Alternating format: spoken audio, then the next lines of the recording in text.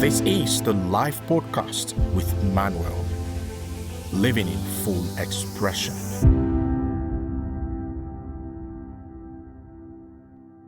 Most people believe that when they know something is good for them and still do not do it, the problem is willpower.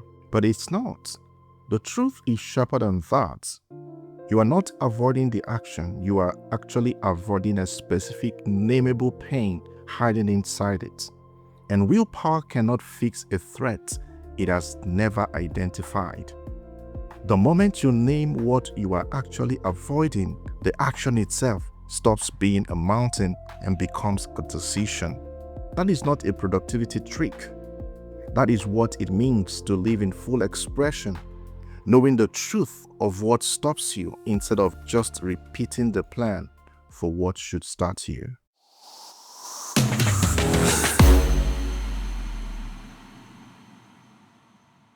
Someone I know looked at me last week and said something that I couldn't shake off. He said, "You've really gained weight." And here's a part that must sound familiar to you listening right now.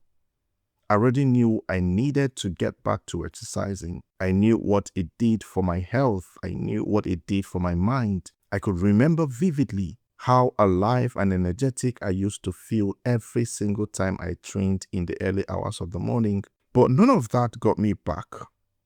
It took someone else saying out loud what I had already been quietly noticing about myself. Welcome to the live podcast with me, your host, Manuel. And in today's episode, I'm going to walk you through exactly what happened over the following week. Because inside that one small, ordinary story is the answer to something a lot of us have been carrying. You know the thing you should be doing, you know why it matters, and you are still not doing it. So we are going to unravel that today, right now in this episode. So if you're ready, let's get started.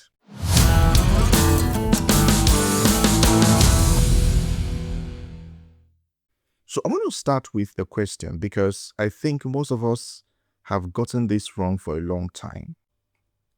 You know something is good for you and you know it very clearly, but why are you not doing it?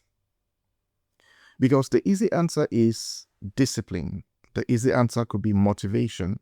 We tell ourselves we just need to want it more, or find the right morning routine, or read the right books that finally flips the switch. I also believe that too at different points in my life. But think about your own gap for a second. Not someone else's, but yours. The action you already know matters, the one you do not need convincing about. You are not lacking information. You already have the information. You have probably held it for months or maybe probably for years. So if information was the problem, you would have solved this already. That tells you something very important. That the gap between knowing and doing is not an information gap. It's not even most of the time a discipline gap. It's a pain gap. Somewhere inside that action you know you should be taking, there's a specific discomfort you are quietly avoiding. And until you can name that discomfort precisely, no amount of knowing why the action matters will be enough to make you take it. This matters for this episode because living in full expression is not about knowing more. Most people listening right now know more than enough. It is about owning what is actually happening inside you when you choose not to act on what you know. Because that ownership is where your power comes back. So let me show you what I mean with something that happened to me recently.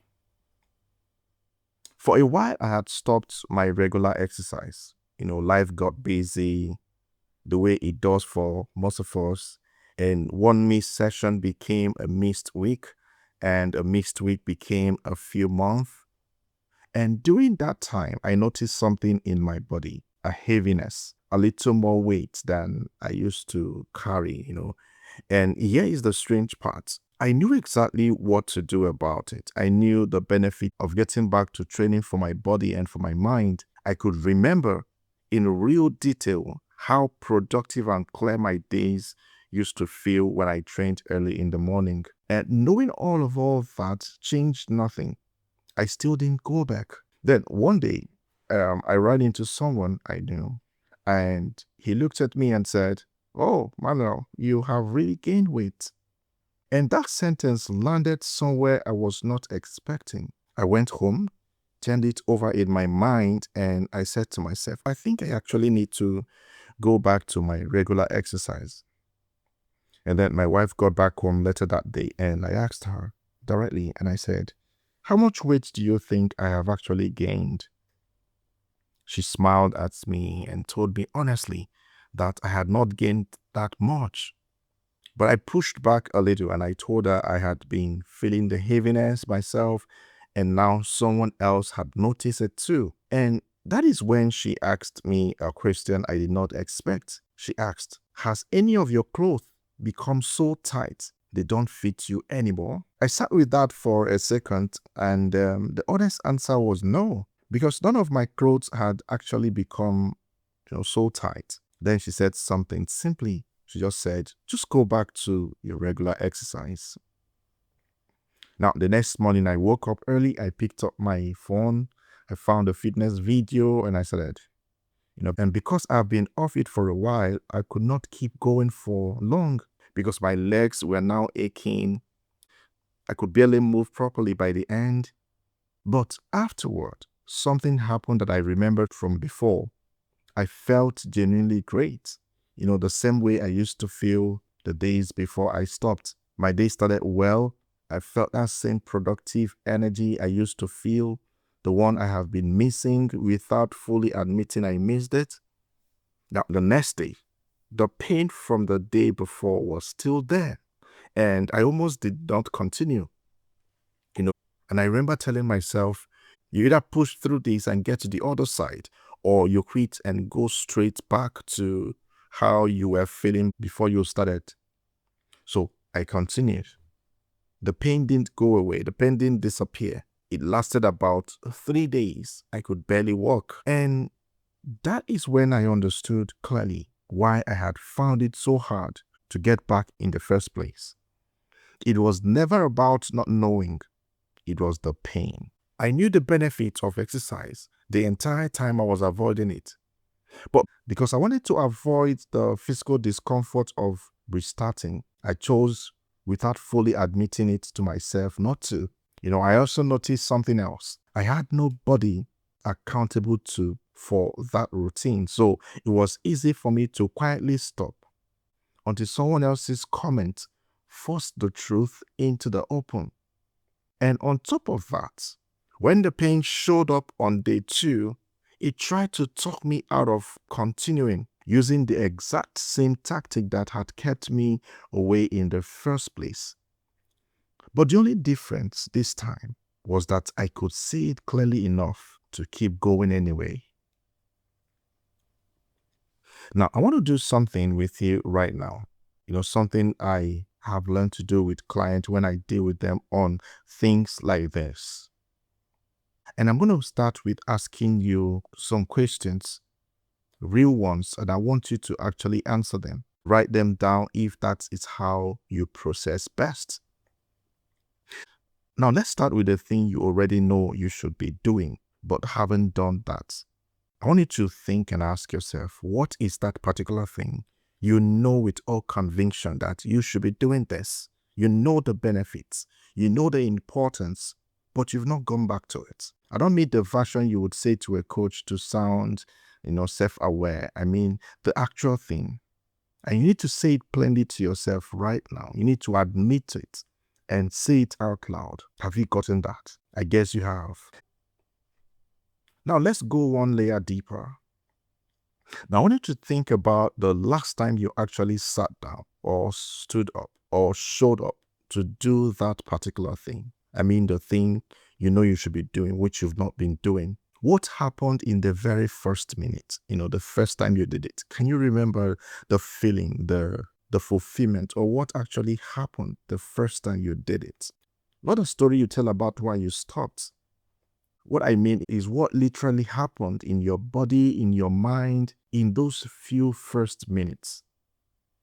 If what comes up is a discomfort, a tiredness, frustration, embarrassment, or some kind of ache, physical or otherwise, emotionally, that is not a coincidence. That is the clue. Because here's the sentence I want you to sit with. You are not avoiding the action per se. You are actually avoiding a specific feeling that shows up the moment you begin the action.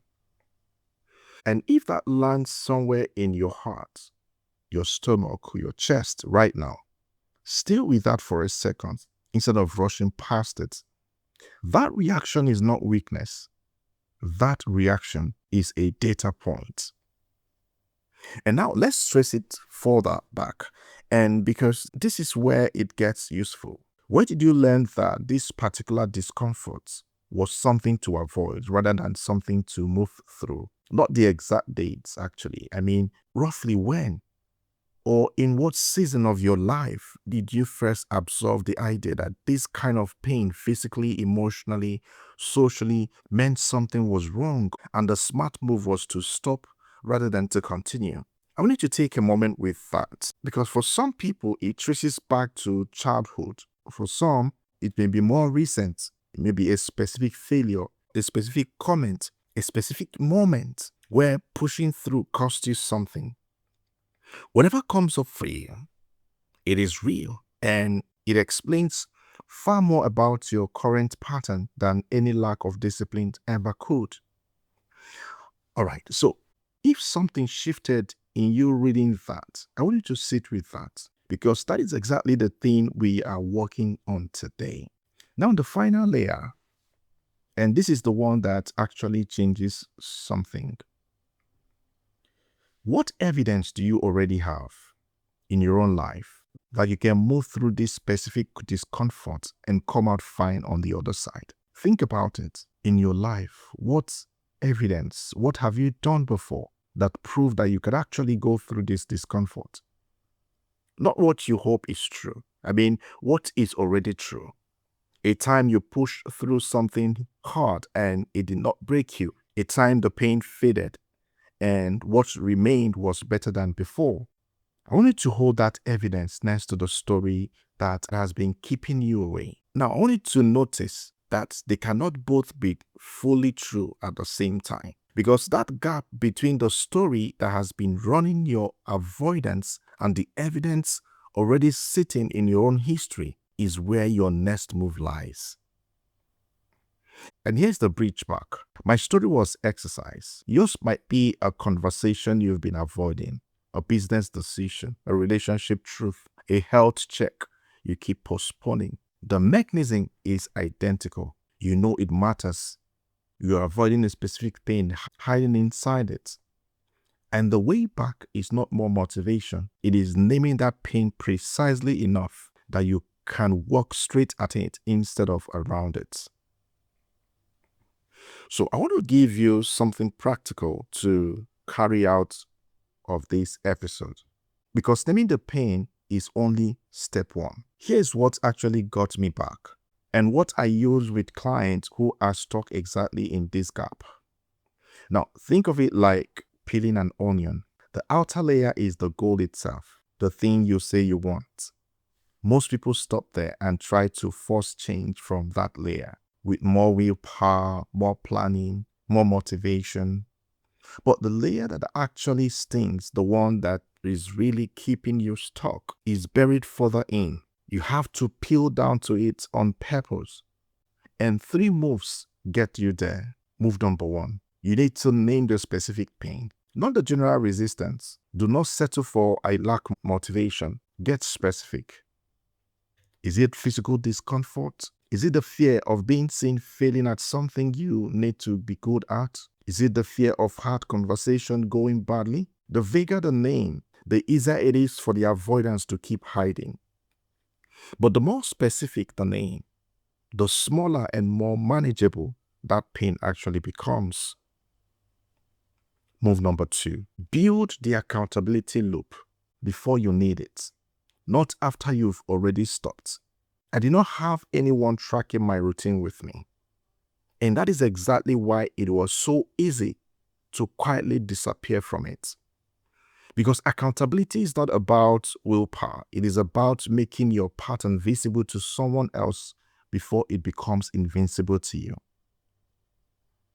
Move number 3, expect the pain to return and decide in advance what you would do when it does. My legs ached for 3 days after I restarted. On day 2, that ache tried to talk me out of continuing using the same voice that had kept me away in the first place. And I know it's going to do the same for you. So you need to decide now before it happens that the return of the discomfort is not a sign to stop. It is a sign you are actually where the work happens.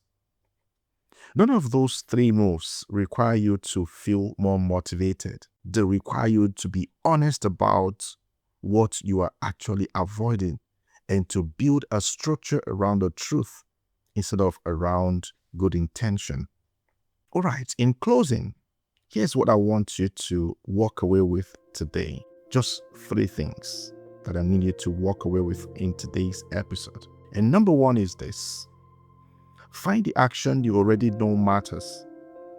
Maybe you need to be there for your family. You need to be there for your children. You need to be there for your relationship or whatever it is that matters to you that you have not gone back to, and name the specific pain hiding inside it. Not the vague resistance, I mean the specific thing. And number 2, I want you to put one person or one system between you and that action this week. So it is no longer invisible the moment you feel like quietly stopping. Number 3, decide today what you would do when the discomfort returns, because definitely it will, so that when it does, you already know it is not a stop sign.